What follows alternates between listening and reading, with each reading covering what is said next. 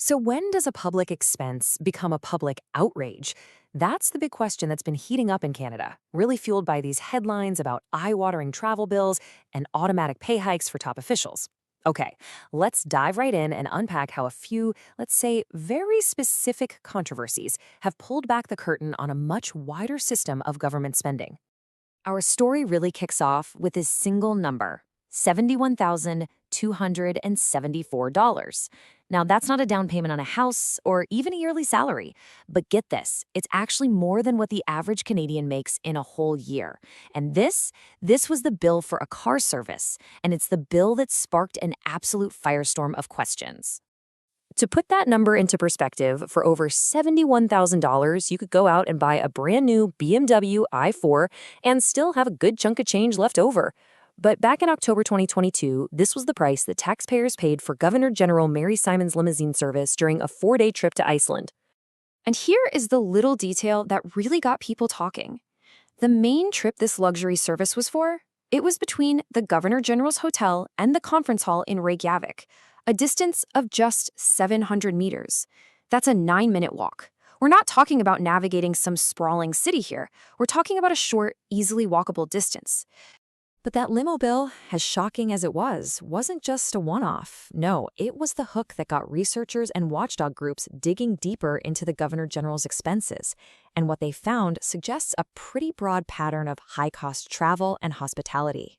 For example, take the Governor General's week-long trip to the Middle East in March of 2022. The grand total came in at about $1.3 million. And when you look closer, you see that nearly $100,000 of that was for inflight catering alone, for about 30 people.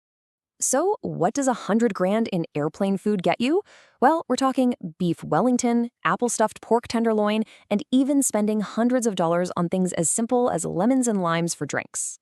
Now, after the public outcry, Rideau Hall did state that the Governor General shares the public's concern, but they pointed out that it's actually the Department of National Defense that handles the flight logistics and the catering contracts.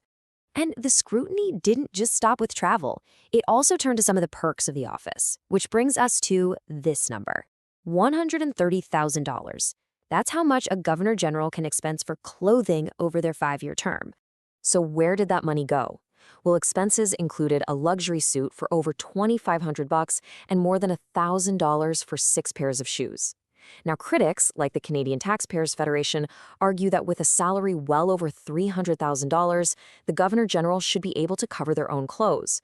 They point out that federal ministers almost never expense anything besides safety gear, like work boots. All this spending really raises a bigger question, right?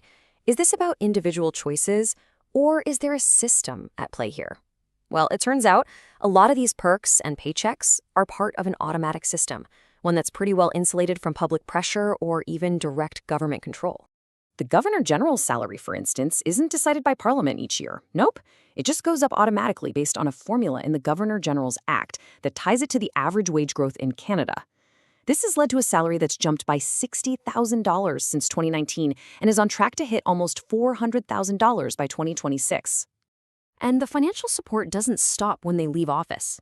There's something called the Governor General Support Program, which lets former GGs claim up to $206,000 every single year for the rest of their lives. It's meant to cover expenses for ongoing public duties related to their old job, like staff, office rent, and travel. But one part of this program is especially controversial. There's a special provision that lets the estate of a former Governor General keep billing taxpayers for office expenses for up to 6 months after their death. As one watchdog group so powerfully put it, this system allows former Governors General to bill Canadians beyond the grave. Now, you might be thinking this is all about Rideau Hall, but this autopilot approach to pay and perks, it's not unique to the Governor General's office at all. Let's zoom out for a second, because this is where we see it's a feature that's embedded right into the broader federal system, affecting everyone from politicians to top public servants. So get this. Every single year, on April 1st, April Fool's Day, members of Parliament and senators get an automatic pay raise. The Parliament of Canada Act links their salaries to wage growth in the private sector. The whole idea is to avoid that politically awkward situation of having MPs vote on their own pay increases. And the results are pretty significant. A backbench MP's salary is now over the $200,000 mark, while the Prime Minister's is over $400,000. And this happens every year, automatically, despite polling that shows nearly 80% of Canadians are opposed to these raises. Now, the government's top executives, they have a different system. A portion of their pay is considered at risk and is only supposed to be paid out if they actually meet their performance targets. Plus, there's the chance of extra bonuses for exceptional performance. It's a system designed to reward high achievement. But here's the massive disconnect.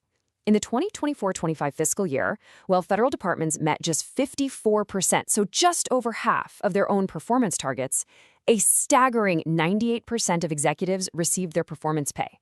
The system, which cost taxpayers over $146 million that year, has led to accusations that the government is pretty much rewarding failure.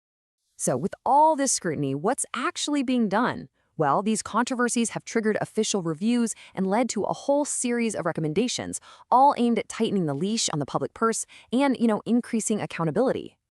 A parliamentary committee dug into the Governor General's travel spending and came up with some really concrete recommendations.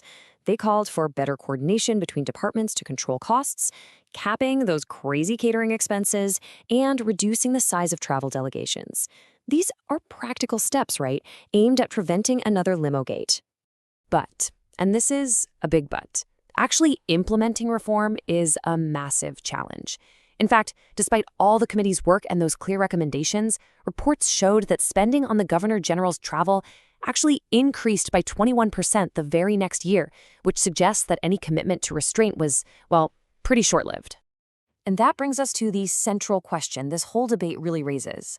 It's this tension between upholding the traditions and ceremonies of public office and the stark reality of public affordability at a time when a lot of people are struggling. So the question for all of us is, when these two forces collide, which one should be the one to bend?